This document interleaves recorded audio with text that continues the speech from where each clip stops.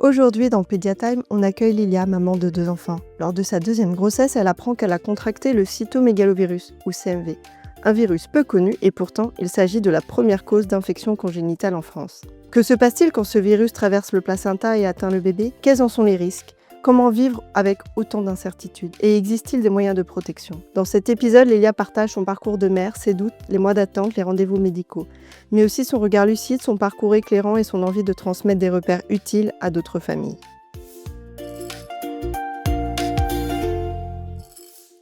Bonjour Lélia.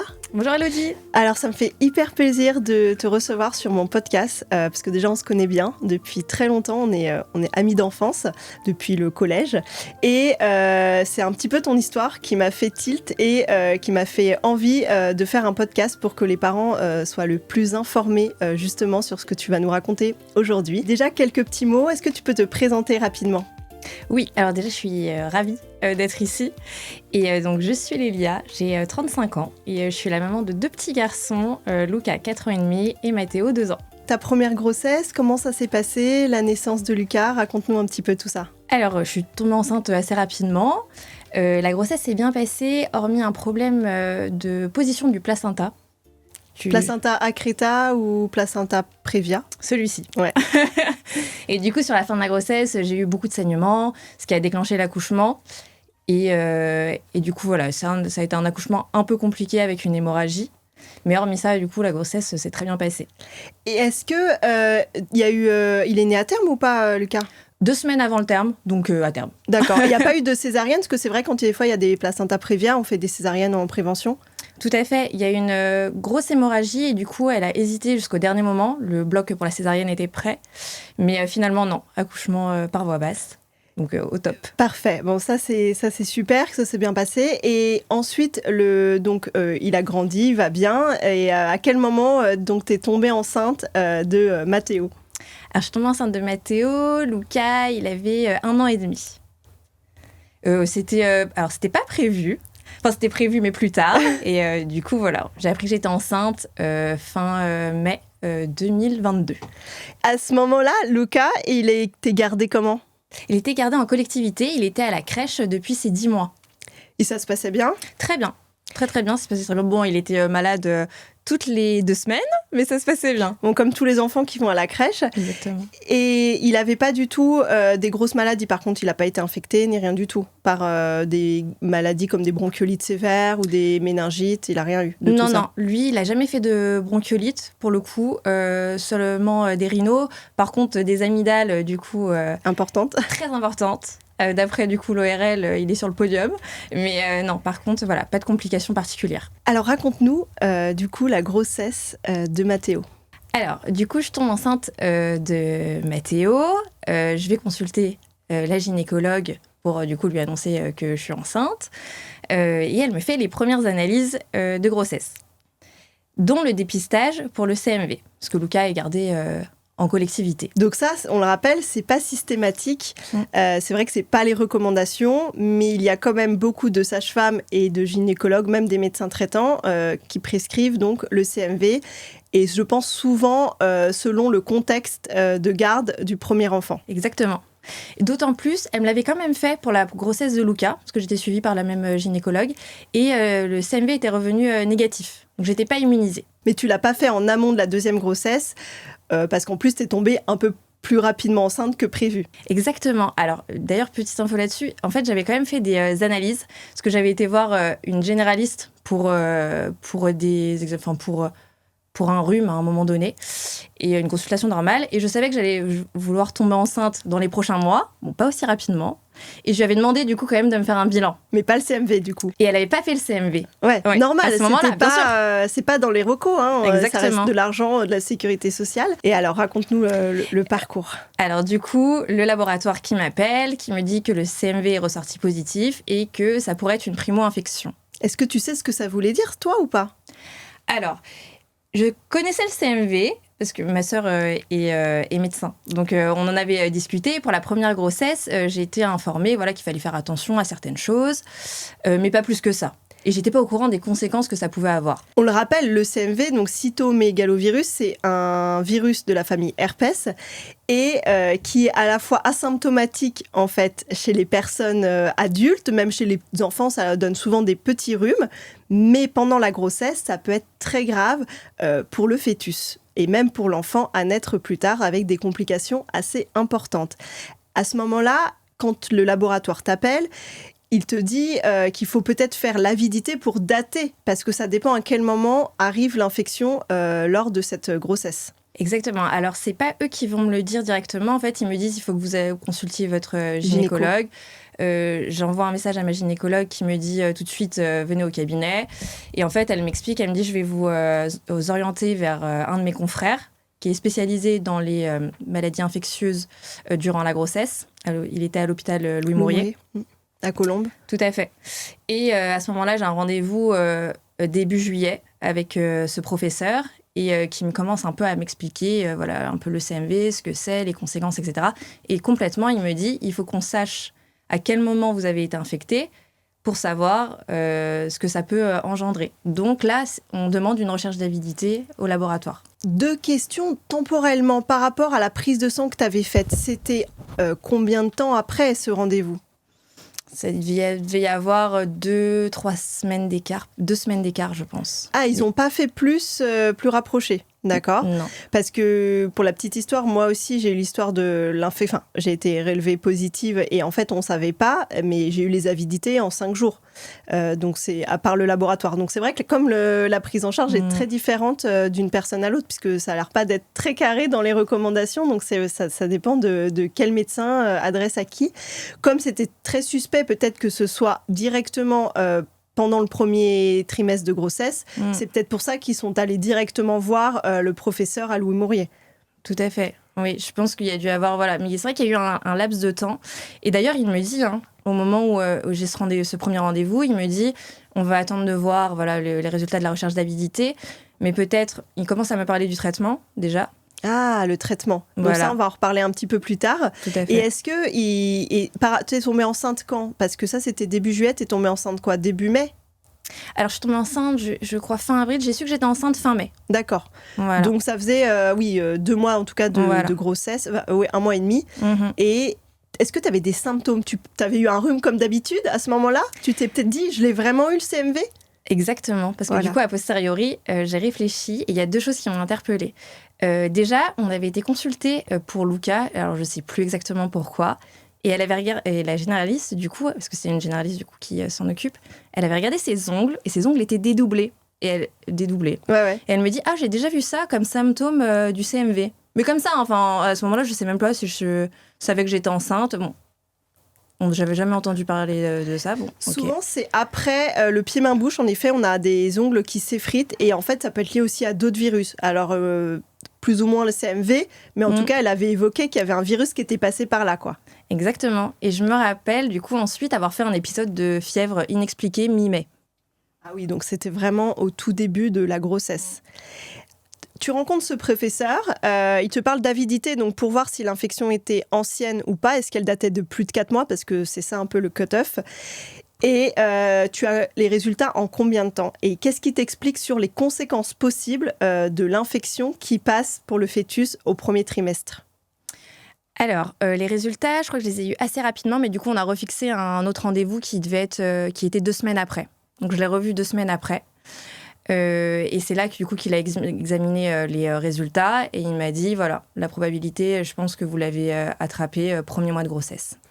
Et à ce moment-là, est-ce que il te dit toutes les complications possibles ou pas ? Alors, il m'explique un peu, il me dit, voilà, il m'explique un peu les probabilités de transmettre le virus au fœtus.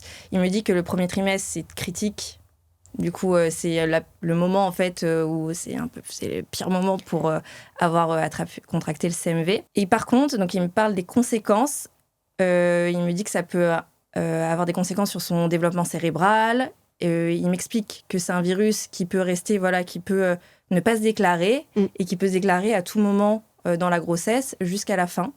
Par contre, on n'évoque pas les conséquences dramatiques et du coup, ce qui pourrait se passer. si il y a justement cette infection et qu'il y a des conséquences sur son développement cérébral. Et donc, il reste assez superficiel finalement sur les explications. En général, il peut y avoir des arrêts de grossesse, d'ailleurs spontanés, parce que c'est une des causes. Parfois, on découvre a posteriori en fait que c'était le CMV et les gens ne se sont pas rendus compte puisqu'il n'y a pas le dépistage aujourd'hui. Peut-être aussi dans les anticorps que tu as eu à la première prise de sang, ils ont peut-être vu que tu n'avais que les IgM, donc c'était une infection récente, et tu n'avais peut-être pas encore les IgG qui sont les marqueurs ultérieurs parce qu'ils n'avaient pas le temps de se développer. Donc c'est peut-être pour ça aussi que le premier médecin t'a redirigé que 2-3 semaines après, puisque finalement, elle était quasiment sûre que c'était une infection récente. La deuxième chose qui est hyper importante, c'est que le CMV, quand il est déclaré en fait au début de la grossesse, il a à peu près 30-40% de chances de passer au niveau du fœtus, mais les conséquences peuvent être très très graves. Alors que si on l'attrape en fin de grossesse, il y a plus de chances qu'il passe pour le fœtus, environ 70%, mais les conséquences sont très faible et c'est surtout la surdité qui lui revient le plus en fin de grossesse. Et donc, il y a plus de chances qu'il passe à la fin, mais des conséquences moins graves. Donc, il y a quand même 30% au premier trimestre, qui est pas grave, mais qui a un risque modéré, moyen. Mais c'est vrai que quand ça passe pour le fœtus, là, ça peut être un petit peu plus grave. Qu'est-ce qu'on t'a proposé ? Donc, on t'a dit finalement, le CMV, vous l'avez eu. En début de grossesse, est-ce que le fœtus est infecté ? Du coup, il me dit... On va mettre en place le traitement oral. Préventif. Exactement. Il me dit, je suis pas du tout sûre que ça fonctionne parce qu'il est peut-être déjà trop tard. Ah oui, donc le traitement, c'est valacyclovir, c'est un antiviral, et les preuves, malheureusement, aujourd'hui, sont très limitées. Donc, comme il n'y a pas non plus de conséquences à le faire, ils essayent en donnant au maximum de femmes qui ont le CMV au premier trimestre. Tout à fait. Donc, je fais ce traitement-là. 2 semaines jusqu'à l'amyosynthèse. D'accord. Qui est programmée, voilà, parce qu'il y a une amyosynthèse, du coup, qui est programmée à 22 SA. Ouais. Il me semble, voilà, c'est ça, c'était mi-septembre, l'amyosynthèse. Et il me dit, on va faire du coup, vu qu'il y a un traitement, on surveille régulièrement le foie et les reins. Et on va faire une surveillance rapprochée avec une échographie toutes les 2 semaines. Où voilà, il va bien examiner le fœtus pour voir s'il n'y a pas déjà des conséquences et des complications. Pour le rappel, les complications, donc on a surtout, donc à part le fait d'avoir un arrêt de grossesse, on a des retards de croissance. La surdité, évidemment, ne se voit pas comme ça. On peut voir aussi des anomalies donc, du développement cérébral. Donc ça peut se voir justement aux échos. Donc tu as dû avoir des échos rapprochés. On peut avoir un gros foie. Et tout ça donc, se voit en fait aux échographies principalement. Donc toi, tu as été surveillée à ce moment-là. Exactement. Toutes les 2 semaines, du coup, on avait rendez-vous, on faisait les échographies. En parallèle, on prenait le traitement, qui était bien toléré. Ça se passait bien pour toi ? Totalement. Et jusqu'à la myosynthèse, voilà. La myosynthèse, du coup, qui nous dit ou non si le bébé peut-être est infecté. Et voilà. Donc, si le virus n'est pas passé, la fin de la grossesse se passe sereinement. Si il est infecté, on continue, du coup, la surveillance. Donc, plus de traitement ? Pour le traitement, il me disait qu'il n'y avait pas de preuve en curatif que c'était efficace et que c'était à mon bon vouloir de continuer jusqu'à la fin de la grossesse ou non. T'as fait jusqu'à la fin ? Non, je ne l'ai pas fait parce que du coup, cette amyosynthèse qui se passe... Donc, je passe la myosynthèse et le professeur qui m'appelle en visio pour me faire le débrief, il me dit « J'ai une bonne et une mauvaise nouvelle à vous annoncer. La mauvaise, c'est que le virus est passé, le bébé est infecté. Et la bonne, c'est qu'il est passé, mais en faible nombre. Tu me dis si je me trompe sur les termes. Charge virale. Voilà. Faible charge virale. Voilà. Donc avec nombre de copies, il emploie ce terme, exactement, je crois. c'est ça, le nombre de coups. C'est la charge virale, en fait, ça permet de doser l'intensité du virus. Et en effet, du coup, ils ont prélevé le liquide amniotique pour voir si le virus était présent et s'il était important ou pas en quantité. Donc, finalement, il était très faiblement passé. Donc, voilà, faiblement, il me dit, bon, il y a quand même... mais il me dit, j'ai déjà vu des cas où c'est beaucoup plus important. Entre le moment où tu as su qu'il y avait le CMV et avant de savoir qu'il était passé, toi et le papa, vous étiez dans quel état d'esprit ? Qu'est-ce que vous ressentiez à ce moment-là ? Sur la première partie de la grossesse, avant la myosynthèse, alors déjà quand on a eu le premier rendez-vous avec le professeur qui nous expliquait les probabilités, etc., moi ça a été coup de massue. D'accord. Parce que, en fait, c'était le fait de réaliser que j'allais avoir une grossesse où j'allais jamais être sereine, où toutes les 2 semaines, j'allais avoir la boule au ventre pour savoir est-ce que ça va bien se passer, est-ce qu'il va y avoir quelque chose et du coup la grossesse va s'arrêter. Enfin, c'était non, ça a été un sacré coup dur. Après, on était content d'être pris en charge rapidement, enfin rapidement du coup, peut-être pas assez, mais quand même rapidement, et voilà, d'être suivi, qu'il y ait une surveillance, et voilà, qu'on puisse être pris en charge, c'était quand même le plus important. Parce que vous aviez quand même aussi Luca à vous occuper, donc à la fois les enfants, les premiers enfants, ils nous mettent dans l'action et on n'y pense pas tout le temps, mais autant c'était un peu une épée Damoclès en fait que tu ressentais, enfin que vous ressentiez avec Paul également, et vous attendiez surtout de savoir si le virus était passé au mois de septembre. Exactement, c'est là où en fait où ça a été, je pense, limite le plus compliqué. C'est quand on a eu les résultats de la myosynthèse que moi j'avais vraiment un espoir pour le coup que tout s'arrête et de vivre une fin de grossesse sereine. Ça n'a pas été le cas et ça a été très dur parce que j'ai réalisé, je me suis dit, là la grossesse elle avance, donc les probabilités qu'il y ait un problème diminuent. Oui, à chaque échographie, exactement. C'est ce qu'on se disait, à chaque échographie, on se dit, voilà, une échographie passée. On voit de mieux en mieux, en voilà. Plus, et il n'y avait pas, pour l'instant, il n'y avait rien qui avait été révélé sur ces échos. Exactement. Mais je me dis, là, c'est un vrai bébé, et s'il se passe quelque chose... C'est encore plus dur. Ça va être compliqué, ça va être très compliqué. Donc oui, non, là, c'est pour le coup, on était soulagés à chaque échographie, mais en même temps, avant la prochaine, c'était toujours aussi compliqué. Et le fait de ne pas pouvoir vraiment se projeter dans la grossesse, parce que du coup, impossible d'acheter quoi que ce soit. On ne savait pas comment gérer en fait cette partie-là. Ouais. Se dire, est-ce qu'on considère que tout va bien se passer et du coup, on vit normalement, et puis même pour l'expliquer au premier enfant qui est là, sûr. Qui va être grand frère, est-ce qu'on doit bien le préparer ou finalement pas tellement parce qu'on ne sait pas ce qui peut se passer. Voilà, c'est un peu ces aspects-là qui étaient compliqués à gérer. Est-ce qu'il vous avait parlé que s'il y avait des grosses malformations cérébrales, parce que surtout c'est ça qui est vu en premier, il y avait une possibilité d'arrêt de grossesse? Je crois qu'il n'a jamais posé le mot et qu'il n'a jamais évoqué ça. Moi, je le savais parce que... Et pourtant, j'ai fait hyper attention de ne pas trop me renseigner. Oui, c'est dur. Hein. Ah oui, c'était très dur. Parce que je me suis dit, il faut pas que je me renseigne, il faut que je reste dans un état d'esprit où tout va bien se passer. Donc pourtant, j'ai l'habitude de faire ce genre de choses. mais là, pour le coup, je l'ai vraiment pas tellement fait. Mais je le savais. Mais je savais très bien que c'était le risque.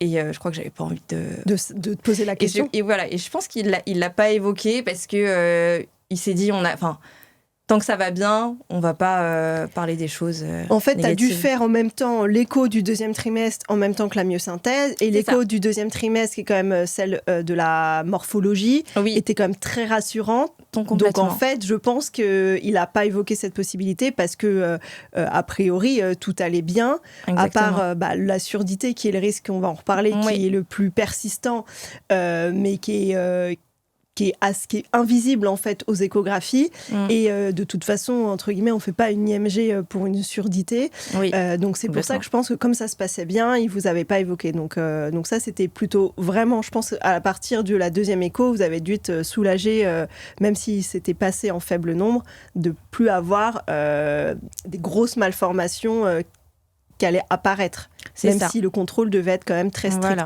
Par contre, tu vois, il me disait quand même, donc il me parlait pas, il mettait pas le mot dessus, mais il m'avait prévenu, il m'avait dit, on contrôle jusqu'à la fin, parce que d'autant plus qu'on sait que le virus est passé, il me dit, on contrôle jusqu'à la fin de la grossesse, parce que j'ai eu des cas où en toute fin de grossesse, sur la dernière échographie, j'ai vu quelque chose. Et j'ai vu quelque chose, et du coup, voilà. Ça a été l'enfant, elle n'est pas bien, du coup enfin, il avait la conséquence. Il a vu, voilà, apparemment, sur les dernières échographies de certaines patientes, il a pu voir des problèmes de développement neuro. D'accord. Et voilà, donc c'était ça aussi. C'est vraiment ça qui est compliqué à gérer. Oui, l'incertitude et qui persiste même après l'accouchement, parce qu'on va en parler avec la surdité qui est... Tout à fait. le suivi suivi qui reste présent jusqu'à... Et en fait, aussi, toi, on t'avait parlé de toutes les préventions pour ne pas avoir ce virus, puisque, en fait, il s'attrape par la salive, comme un peu tous les rhumes, les postillons, et surtout, il reste dans les urines assez longtemps des enfants. Donc, on dit aux mamans de faire attention quand elles changent les couches de leurs aînés, de presque mettre des gants pour faire attention si le CMV reste persistant de leur premier enfant. Parce que c'est asymptomatique, on ne sait pas quel virus il a eu, donc c'est vrai qu'il faut vraiment faire attention sur le change. Toi, pas du tout, en fait, à ce niveau-là, pas de prévention. Non, j'ai pas une prévention pour le coup là-dessus. Je le savais parce que du coup, j'en avais discuté avec ma sœur sur la première grossesse, pour le coup. Et du coup, elle m'avait dit un peu les modes de transmission. Mais par contre, non, sur les personnes qui me suivaient, il n'y a jamais eu de réelle prévention là-dessus. C'est vrai qu'après, on vit aussi, c'est quand même compliqué de mettre des gants à chaque fois qu'on change son premier enfant. Les personnels de santé qui s'occupent ou de la petite enfance qui ont des bébés à gérer, eux, ils sont, c'est vrai, beaucoup plus au fait parce que en crèche, les femmes enceintes, elles mettent des gants. Et après, c'est vrai que quand tu as ton enfant, même si tu changes les couches avec des gants, en fait, les postillons de ton premier enfant, tu les chopes régulièrement. Donc, on a beau être très, très attentif là-dessus.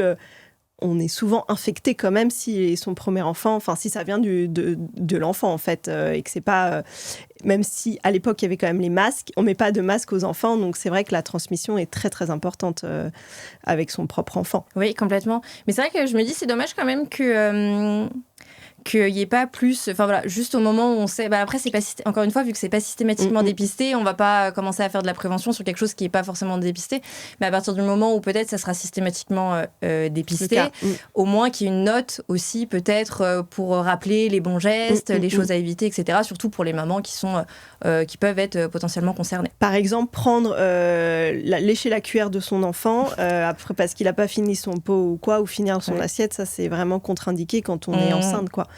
Le fait peut-être que si on l'a déjà eu, la risque de réactivation du virus peut être présente, mais très très faible, et encore plus le fait que ça passe directement chez le bébé. Donc ça, on est quand même un peu protégé, pas à 100%, mais globalement, si on est déjà positif, CMV positif. Donc vous vivez comme ça avec des échos de contrôle jusqu'à l'accouchement. Raconte un peu l'accouchement. Oui, alors du coup, donc le traitement, au final, donc juste pour revenir sur le traitement, j'avoue que je ne le prends pas parce que c'est un moment où il y a trop de choses, etc. Je me dis c'est ton choix. C'est mon choix. Enfin, c'est mon choix. Éclairé. Vu qu'il ne m'oriente pas, je ne sais pas quoi sûr. faire. Voilà, c'est un peu compliqué. Je crois que je continue à le prendre 2 semaines et après j'arrête. Alors en parallèle, du coup, sur la fin de la grossesse, il y avait un IRM qui était programmé en décembre. Le terme, du coup, pour Mathéo, c'était prévu fin janvier 2023, du coup. D'accord. Donc en décembre, un IRM de programmé. En parallèle, j'avais rencontré une professeure à Robert Debré pour le suivi postnatal. Ah. Voilà, pour le suivi ORL et plus, voilà, qui m'expliquait donc si tout va bien jusqu'à l'accouchement, il y a un risque de surdité. Ce risque de surdité, c'est jusqu'aux 5 ans de l'enfant. Et elle me disait un peu les différentes étapes de suivi, etc. Arrive du coup l'IRM, je passe l'IRM. Et là, la personne qui me fait passer l'IRM m'explique qu'elle voit quelque chose, potentiellement. Mais de stress. Mais que c'est pas sûr. Elle dit ça peut être lié au CMV, mais par contre, il faudra confirmer avec la prochaine échographie, qui doit être la dernière. Ah. Ça, c'était à 7-8 mois de grossesse. Oui, c'est ça. Du coup, c'était l'IRM, c'était début décembre. Et du coup, la dernière écho, elle était programmée mi-décembre. Ok. Et donc là, on était très, très stressés, là, pour le coup. Horrible. Non, là, ça a été vraiment 2 semaines de l'enfer. On arrive à la dernière écho. Et déjà, tout de suite, il me rassure. Il me dit j'ai vu que l'IRM s'était bien passé. Je lui dis ah bon? Il y avait une tâche. Et je lui explique ce que m'avait dit la dame. Et il me dit, non, vous savez que dans 90% des cas, ça peut être un problème, mais pas dans notre cas. Mais il met ça directement sans avoir fait l'échographie. Je lui dis, bon, On a beaucoup de chance. et du coup, il me passe cette dernière échographie et il me dit que tout va bien, que le bébé, qu'il voit rien, forme, quoi. qu'il est informe. Il me dit en plus, Mathéo, il est resté en siège pendant toute la grossesse. Il m'explique qu'il voit très bien qu'il vient très bien son cerveau. Donc c'était une chance finalement qu'il soit en siège. C'était pas mal. Ce qu'il m'a dit, parfois quand c'est en bas, je dois faire un petit peu plus attention. Il me dit là, je vois comme si je lui faisais l'échographie, comme s'il était dehors. Donc je dis, ça tombe à pic. Je crois qu'il l'a fait exprès. Et du coup, il me dit non. Il me dit si vous voulez, on fait une dernière échographie pour vous rassurer. Et là, je lui dis non. Je vais rester là-dessus. Très bien. Pas d'artefact supplémentaire. Je crois qu'on va rester sur cet écho. Et voilà, et on peut aller sereinement jusqu'à l'accouchement. C'est passé par voie basse ou par césarienne ? Eh bien, par voie basse, en siège par voie basse, parce qu'il n'a jamais voulu se retourner. On a essayé de le retourner à un moment, mais il n'a pas voulu, apparemment. Il rechignait. Et du coup, non, ça s'est passé en siège par voie basse. Ça a été très rapide, ça a été un super accouchement. Donc, c'était une belle fin. Magnifique. Pour une grossesse stressante. Et on s'est dit à ce moment-là, pour le coup, on s'est dit bon, allez, c'est bon. Il y aura juste le problème de il y aura le problème de la surdité, mais on s'est dit à checker. Mais on était tellement soulagés qu'il n'y a rien de grave. Sur le plan neuro, complètement. Le développement allait a priori bien se passer. C'est ça. Et on s'est senti tellement, surtout chanceux. On s'est dit après tout ça, après que le virus soit passé, quand même qu'il n'y ait rien, c'était incroyable. C'est incroyable. La libération et puis de voir aussi se projeter vraiment quand son bébé est né et de voir que il est en bonne santé et qu'entre guillemets s'il y a que la surdité, exactement. Ça s'apparaît, il y a des solutions et puis surtout ça sera pris en charge. Il y aura un check-up très très rapide et qu'il y aura finalement pas de conséquences importantes. On a fait l'audition à la maternité, donc ça t'a rassuré au début ? Oui, ils m'ont fait, du coup, ils ont fait le test, du coup. Les PEA ? Ouais, exactement. Et ils m'ont dit qu'il était normal. Bon, après, ils m'ont dit, on peut pas vous. Enfin, voilà, ça veut pas dire grand-chose déjà, par rapport normal, au CMV. c'est bien. Mais on était quand même rassurés. Et évidemment, ils ont fait les analyses d'urine, le CMV dans les urines. Présent, Mathéo, donc c'était bien passé, même si c'était faiblement. Voilà, non, c'était bien passé, du coup, CMV dans les urines. Et j'ai accouché à l'hôpital de Neuilly. Et eux, ils étaient en rapport avec Necker. Ah, parfait. Donc finalement, le suivi, je l'ai fait à Necker et non pas à Robert Debré. En plus, c'était un suivi qui était allégé, parce que normalement, c'était des rendez-vous tous les 3 mois. Sauf que là, ça allait être tous les 6 mois. Donc finalement, on a décidé d'être suivi à Necker pour ces potentiels futurs ou pas problèmes. Comment ça a été vérifié régulièrement, cette surdité ? C'était quoi les examens que tu devais faire à Mathéo ? À 10 jours, c'était 10 ou 12 jours, on a eu le premier rendez-vous du coup à Necker avec le pédiatre qui allait le suivre. Donc il nous a expliqué, voilà, Mathéo est infecté, il nous a reparlé des risques, de son suivi, etc. Il nous a expliqué, tu pourras nous dire plus précisément, que ça pouvait être une surdité unilatérale, surtout je crois à la naissance. Oui, c'est possible. C'est peut-être plus forcément une surdité complète, enfin voilà. Donc il nous parle de ça. Il fait une échographie transfrontalière, qui est tout à fait normale. Ils font les analyses de sang, etc. Et il y a un fond d'œil aussi, on fait fond d'œil. Ça fait des conséquences de la vision aussi également, vu que c'est neuro et en fait... Il y a les nerfs optiques aussi derrière, donc tout communique et tout est lié. Ouais, c'est ça, exactement. Du coup, il y a un check-up complet, normal. Check-up complet, normal, à 10 jours de vie. 10 jours de vie. Ok. Et après, donc comme tout était normal, il fallait forcément suivre la surdité potentielle, mais c'est tout. Il n'y avait plus d'autres checks, plus d'autres échos, plus d'autres IRM, c'était tout. Plus rien. Que l'audition. Exactement, que l'audition. Après, c'était vraiment tous les 6 mois, du coup. Premier rendez-vous, du coup, à ces 6 mois. Il faisait des tests dans les oreilles. Il y avait aussi toujours le suivi pédiatrique, parce qu'il vérifie quand même aussi tout le développement. Oui, en parallèle, il y a un suivi pédiatrique classique, voilà. Où on check à chaque fois, même l'audition. Hein. Voilà. Puis tu savais s'il babillait, s'il y avait les premières vocalises, tout le développement. Et ça, il n'y avait aucun drapeau rouge là-dessus. Donc tout se passait parfaitement. Voilà, exactement. À partir de ces 1 an, du coup, il y avait de nouveaux tests. On le mettait dans une cabine, on lui fait écouter des sons, il doit se retourner en fonction de ce qu'il entend, etc. Il a après aussi consultation ORL, bien sûr, et aussi toujours le suivi du pédiatre. Et on a eu la dernière, du coup, consultation, les derniers examens en janvier dernier, du coup, pour ses 2 ans. Parfait. tout est normal. Waouh. Il l'entend bien, il se développe bien. J'avoue que nous, on n'avait pas vraiment de doute Là-dessus. Là, pour le coup, on a été assez... Dès l'accouchement, à partir du moment où il est né, on a quand même eu... On a soufflé. Et on était assez serein sur son développement, sur... voilà. On n'a pas non plus stressé, se dire, bon, il faut qu'on regarde tout le temps comment il est, etc. Il nous montrait aussi que voilà, parfois il entendait des choses que même nous, on entendait de loin. Donc on se disait, bon, ça va, il a une meilleure ouïe que moi. C'est ça.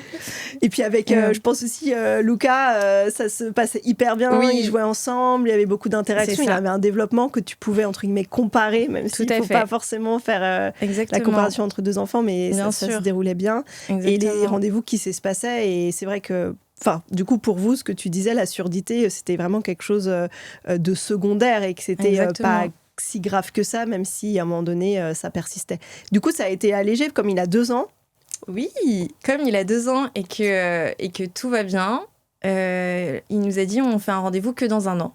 Et si dans 1 an, on voit que tout est normal, on arrêtera le suivi parce qu'on considérera que le CMV n'aura plus aucun impact sur son développement et sur du coup son audition. Déjà, vous êtes hyper soulagés, je pense, 2 ans. Et là, le dernier check-up, mais à 3 ans. Et après, c'est fini, quoi. C'est de l'histoire ancienne. Donc non, on est très contents. Et oui, non, c'est sûr que en tout cas, depuis qu'il est né, on a été... Enfin voilà, on a eu le dernier mois un dernier mois à la fin de grossesse où au moins on a tout lâché, voilà. Mais ouais, non, ça c'est... j'avoue que c'est assez incroyable après de pouvoir se dire que tout va bien et de réaliser qu'on est hyper chanceux. On t'a proposé un suivi psy ou avec Paul d'ailleurs ? Alors justement, à la fin de la grossesse, j'ai eu d'autres problèmes au niveau de la grossesse parce que du coup, j'avais un col raccourci, donc j'ai dû me ménager. Et après, ils avaient retrouvé du sang de Mathéo dans mes prises de sang, dans mon sang à moi. Ah oui. Donc j'ai eu un suivi aussi. Le dernier mois n'a finalement pas été si tranquille. Oui.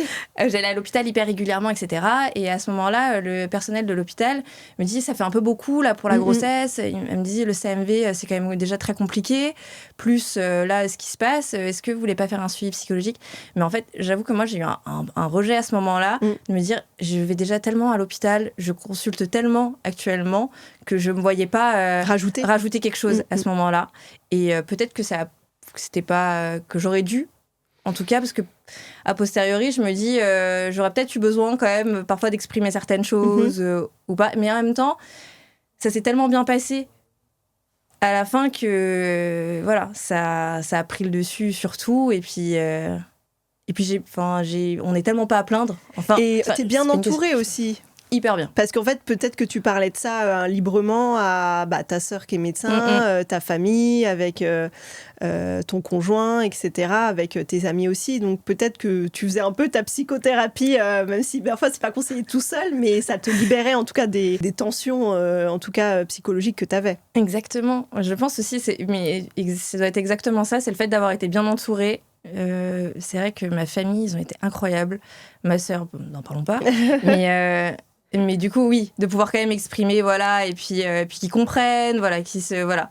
Donc non, c'est vrai que ça m'a évité ce travail-là, mais c'est vrai qu'un suivi psychologique, je pensais plus, en fait, j'avais surtout peur des conséquences que ça pouvait avoir sur ma manière d'être. Je me suis dit, est-ce que ça va impacter aussi ma manière d'être avec lui, le fait d'avoir vécu ça et de, un peu sans vouloir, de pas s'être projeté vite, du coup, dans cette grossesse, d'avoir attendu le dernier mois pour commencer à y penser vraiment, finalement. C'est un peu une culpabilité là-dessus. Mais qui est parti au moment où il est né, en fait, finalement. C'est ça. Après, je me suis dit, bon, voilà, c'est... Et d'ailleurs, ça a un peu impacté, parce que pour moi, c'était par exemple inconcevable de reprendre une activité et de le laisser tout de suite, parce que pour moi, c'était impossible. Et pourtant, par contre, j'étais assez sereine avec lui, je m'inquiétais moins, parce que je pense qu'on s'était déjà tellement inquiété avant, qu'on était plutôt... Et puis c'est le deuxième aussi. Voilà, exactement. Déjà, c'est le deuxième, donc ça change tout. Et en plus, je pense, voilà, pour le coup, on avait déjà eu une autre dose de stress, donc on était très serein et tout, mais... il y avait quand même... C'était difficile de le laisser. Le lien, en fait, était encore plus fort peut-être initialement que tu as créé à partir de l'accouchement. Exactement. De toute façon, après chaque grossesse, relation aux parents est différente. différente. Des choses des choses différentes complètement. Mais c'est assez étonnant qu'on ne te l'ait pas proposé pendant tout le début et le stress avec la myosynthèse. Après, toi, tu connais un peu, tu es dans le milieu un peu médical avec ta sœur, mais c'est vrai que pour des gens, peut-être il y a des gens, ils ne comprennent pas du tout les enjeux, mais toi, comme tu les comprenais, c'est vrai que des fois, c'est bien d'en parler avant le dernier mois, qui était même très intense, pour dire un petit peu ce qu'on a et justement pour toute la culpabilité sur le fait de se projeter ou pas. Enfin, c'est ce qui est rapporté par beaucoup de femmes et de futures mamans qui ont eu des choses assez difficiles pour elles ou pour le bébé pendant la grossesse. Oui. Exactement. Oui, c'est vrai que je pense que ça aurait été intéressant de le faire a posteriori. C'est vrai que quand on est dedans, on est un peu à fond, on se laisse porter.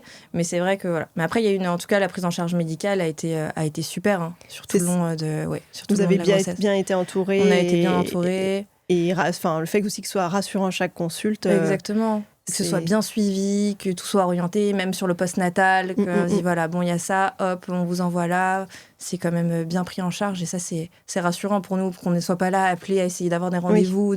D'ORL hyper galère. Exactement, c'est quand même, ça enlève quand même quelque chose. Et puis des médecins ou des pros de santé empathiques qui comprenaient un peu ce que vous traversiez et qui vous aidaient et étaient très gentils avec vous, ce que parfois ce n'est pas le cas malheureusement. C'est vrai que nous, on a eu de la chance. Qu'est-ce que tu aimerais dire à un parent qui s'inquiète comme ça a été le cas dans ton histoire ? C'est compliqué parce que c'est compliqué de l'aborder, ça, parce que nous, on a eu un dénouement tellement positif et on a eu tellement de chance que je peux parler que pour des parents qui sont dans notre cas en début de parcours. Et je ne sais pas si j'ai une légitimité à leur donner des conseils, mais peut-être d'essayer de rationaliser la chose, de prendre les étapes par étape, que chaque échographie, c'est quelque chose de passé et que les probabilités qu'il y ait quelque chose de grave s'amenuisent.